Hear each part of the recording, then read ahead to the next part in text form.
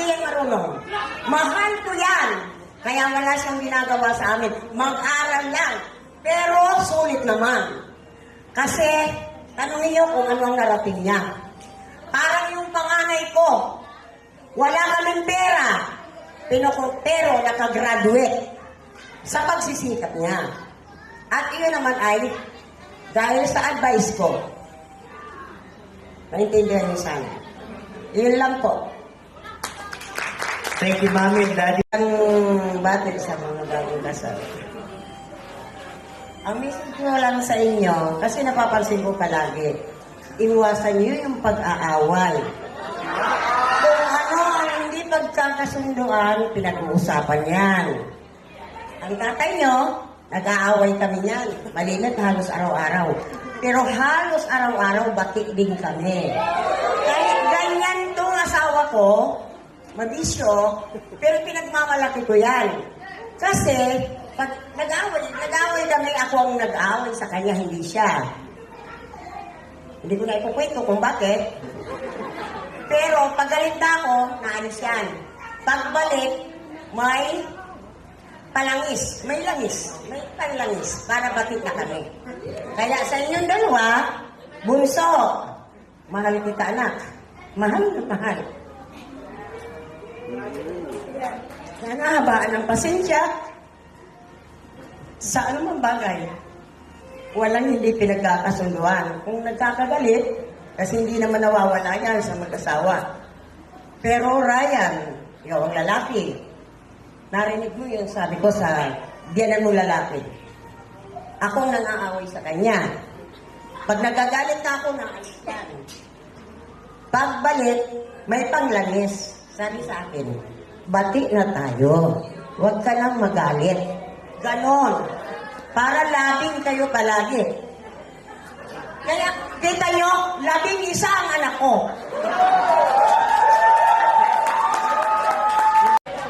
Hello. Hello. Sana kayo mag-asawa at magkasundo kayo. Walang away-away. Ngayon, inawa kay Maylin, paggalit na, bumayas ka. Pagbalik mo, sulsulat mo na lang. Yun lang masasabi ko sa inyo.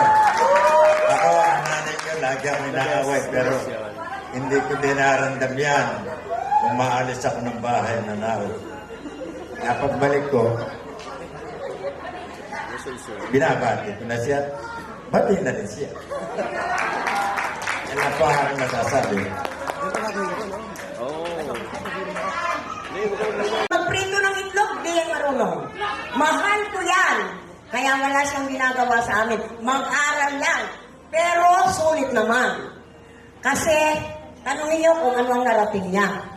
Parang yung panganay ko, wala kaming pera, pero nakagraduate sa pagsisikap niya.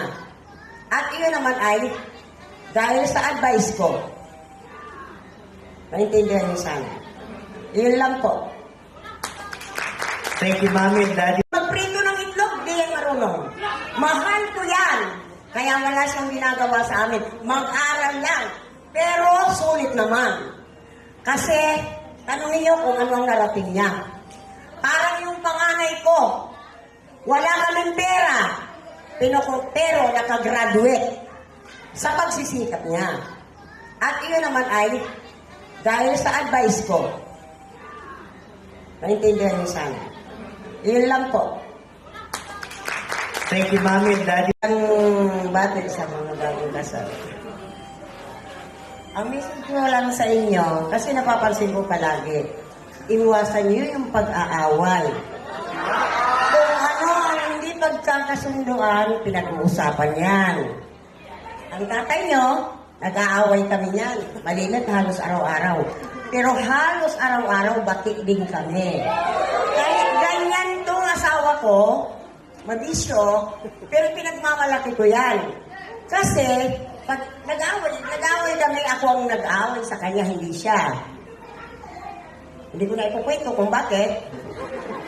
Pero pag galit na ako, naalis yan. Pagbalik, may palangis. May langis. May panlangis. Para batik na kami. Kaya sa inyong dalawa, Bunso, mahal kita anak. Mahal na mahal. Sana habaan ng pasensya. Sa anumang bagay, walang hindi pinagkakasunduan. Kung nagkakagalit, kasi hindi naman nawawala yan sa mag-asawa. Pero Ryan, ikaw ang lalaki.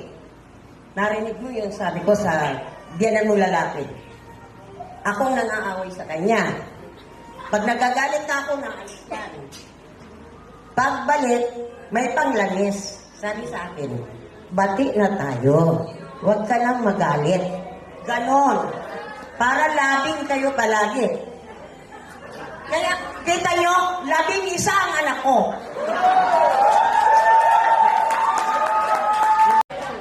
Hello. Hello.